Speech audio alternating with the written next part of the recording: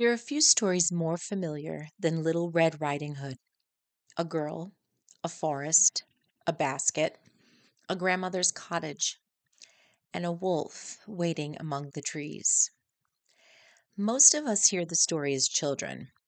It feels simple, familiar, perhaps even comforting. But the farther back we follow the story through history, the stranger it becomes. Long before Little Red Riding Hood became a children's tale, it was something else entirely.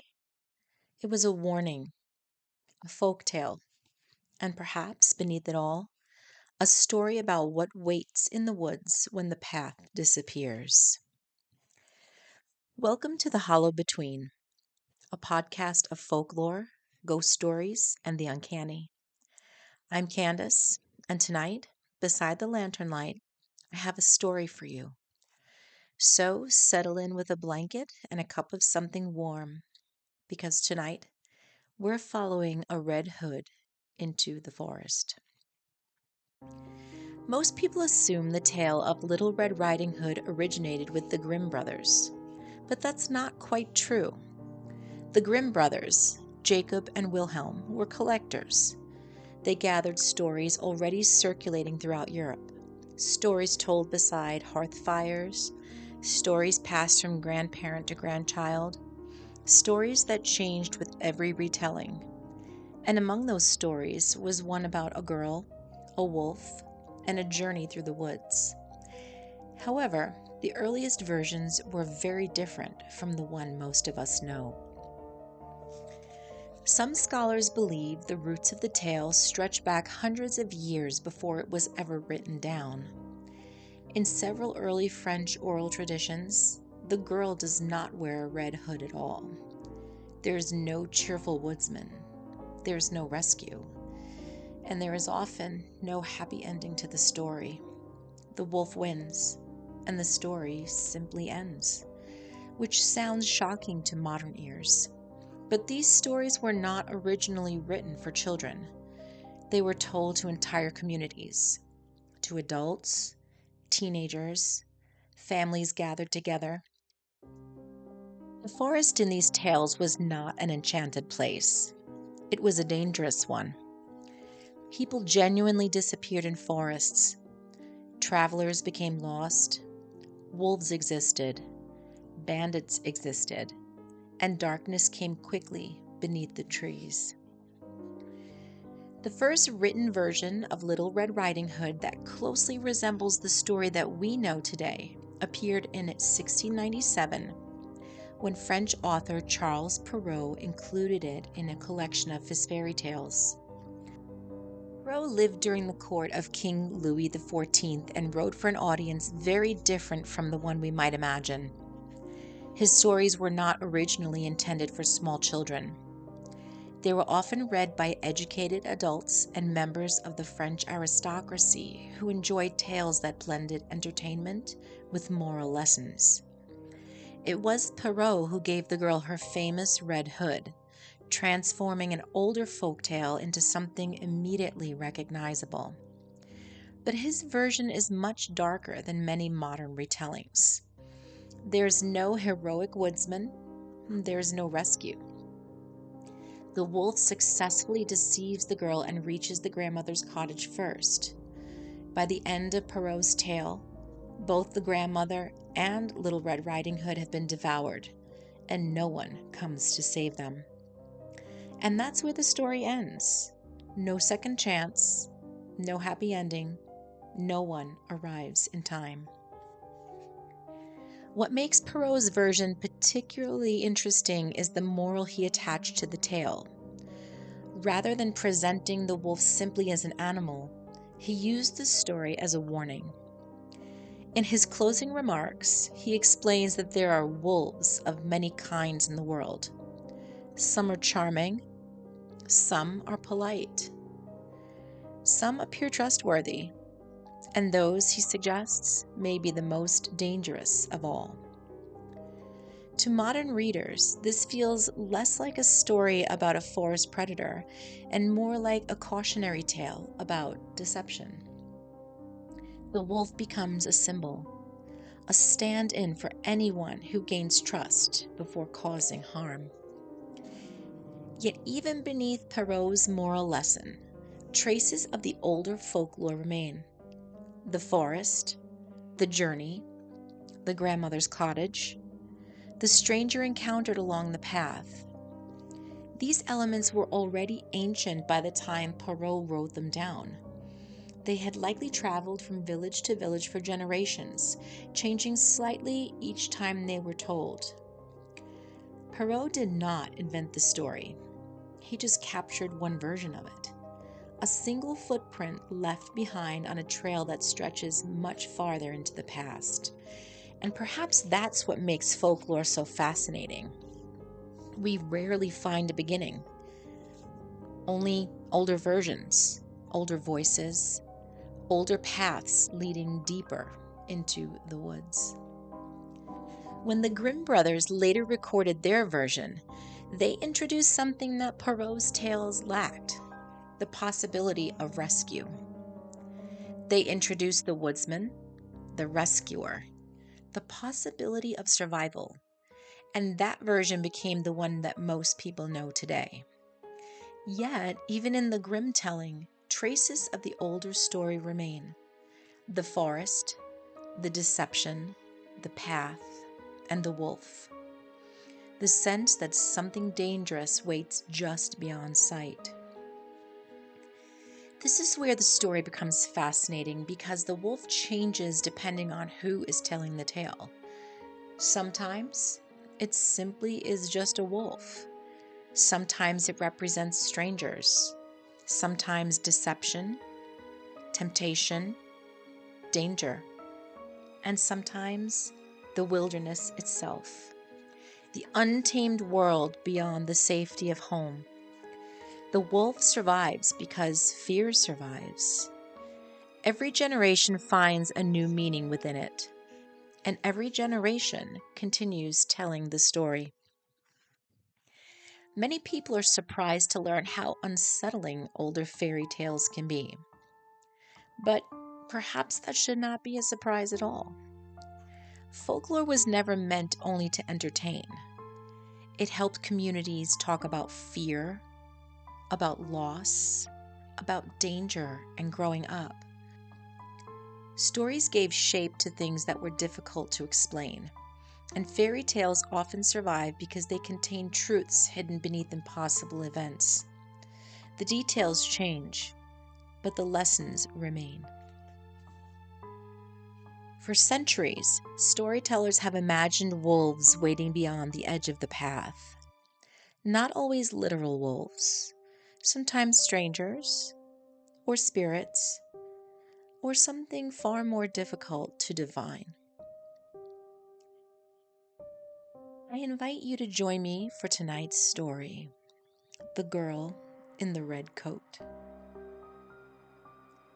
The first time Hannah saw the girl, she thought she was lost. It was late October. The trees along the road still held a few stubborn leaves, copper and gold against the darkening sky. Hannah was driving home from work along a narrow forest road that she had traveled hundreds of times before. The route cut through nearly 6 miles of woodland before reaching the edge of town. Most evenings, she enjoyed it. That evening, however, dusk arrived early. Mist drifted between the trees, and the woods felt strangely quiet.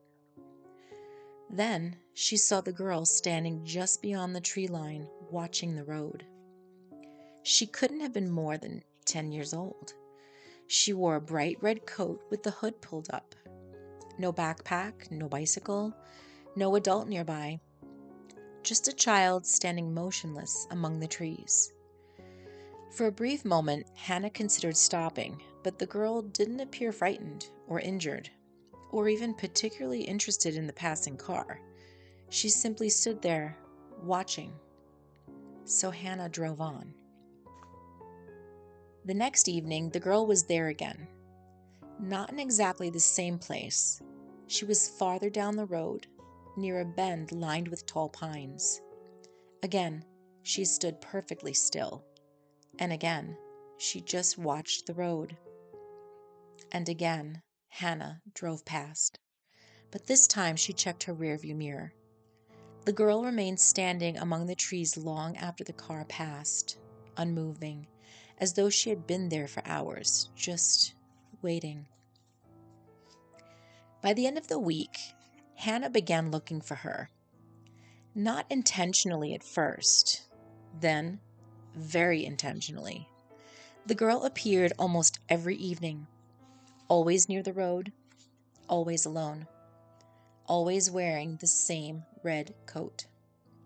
Sometimes she stood beneath the branches of a cedar, sometimes beside an old stone wall that disappeared into the woods, and sometimes near the entrance of a narrow trail that Hannah had never noticed before. But she never stepped onto the road. She never waved, never called for help, just simply watched. Eventually, curiosity won. That Friday evening, Hannah pulled her car onto the shoulder. The girl stood 50 yards away among the trees. Hannah stepped out. The cold air smelled of pine needles and damp earth. "Hey," she called. There was no response. The girl just remained still. "Are you okay?" Nothing. The forest seemed unusually quiet. No birds, no wind, only silence. Hannah took a few cautious steps toward the trees, and for the first time, the girl moved.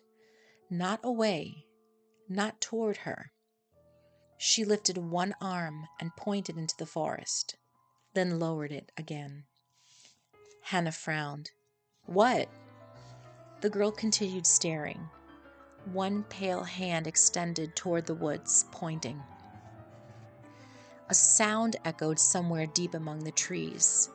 A voice, faint, almost too distant to hear. Someone calling for help. Hannah froze. The cry came again. A man's voice, desperate, lost. The sound seemed to drift from somewhere beyond the trees. Instinctively, Hannah took a step forward, then another. The voice called again, closer this time. "Help!" The sound felt wrong. Not the voice itself, but the distance. Each cry seemed to come from a different direction, as though the forest couldn't decide where it wanted the sound to be. Hannah glanced toward the girl. The girl was shaking her head, slowly, deliberately. No. The voice called again, now sounding very much like Hannah's brother. Impossible, she thought. Her brother lived 3 states away. Yet she would have sworn it was him. "Hannah!" The cry echoed through the trees. The girl took a step forward, and for the first time, fear crossed her face.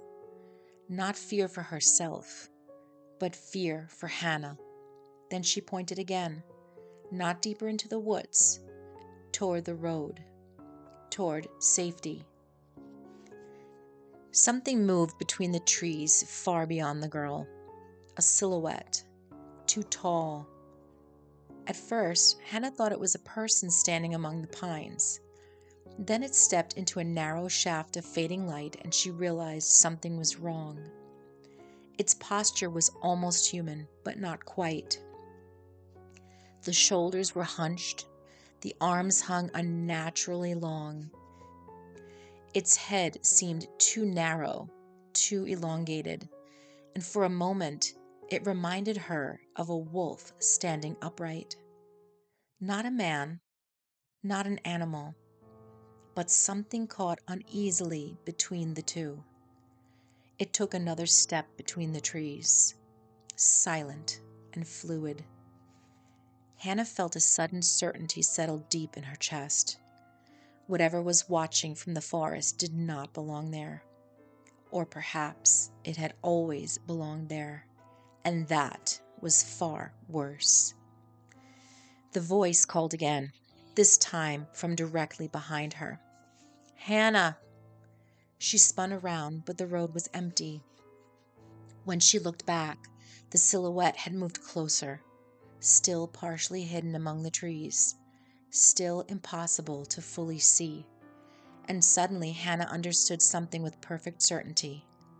That thing in the woods wanted her to follow it. Hannah backed toward the road. The girl in the red coat nodded once, slowly, as though approving Hannah's decision. The silhouette stopped moving. The voice fell silent. The forest exhaled. Birds began calling again. Wind stirred the branches, and the spell broke. Hannah hurried to her car and drove away as quickly as she could. The next day, she visited the local historical society, partly from curiosity, but partly because she needed to know whether she was losing her mind. An elderly volunteer listened patiently to her story, then disappeared into a back room. When he returned, he carried a newspaper clipping that was dated October 1958. Local child missing in woods. The article described a 10-year-old girl named Rose Bennett. She had vanished while walking through the forest after visiting her grandmother's house. Search parties spent weeks looking for her. No trace was ever found except for her red coat. It was discovered hanging from a branch near the road. The volunteer folded the clipping carefully. They say she never left. Hannah frowned. You mean they never found her? The old man looked toward the forest visible through the window. No, he said softly. I mean, people still see her. 20 years later, Hannah was driving home along the same road on a foggy autumn evening. The forest looked much as it always had. Ancient, silent, endless. Then she saw the girl once more, standing beside the road, her red coat bright against the darkness. Hannah slowed, and for the first time, the girl smiled, just slightly. Then she turned and walked into the woods, not toward the deeper forest, not toward the darkness, but along a narrow path Hannah had never noticed before. A path leading toward the edge of the trees, toward open fields, toward home. And as she disappeared into the mist, Hannah had the strange feeling that the girl was finally leaving, as though whatever task had kept her there for all those years was complete. The next morning, a news story appeared online. A young boy had wandered away from a nearby campground during the night. Searchers found him shortly before dawn. He was cold and frightened, but alive. And when asked how he found his way out of the woods, the boy gave a simple answer. He said a girl in a red coat showed him the path. And when rescuers asked where she had gone, the boy looked back toward the forest confused. She didn't go anywhere, he said. She was never lost. Sometimes on autumn evenings, when the fog gathers among the trees, drivers still report seeing a girl in a red coat standing at the edge of the woods, watching and waiting, as though listening for something moving deeper among the pines, something that occasionally calls from the darkness, something still hoping that one day someone will leave the path. Please send your stories to thehollowbetween@gmail.com. Perhaps your story might be shared here beside the lantern light. Thank you so much for spending this evening with me, friends.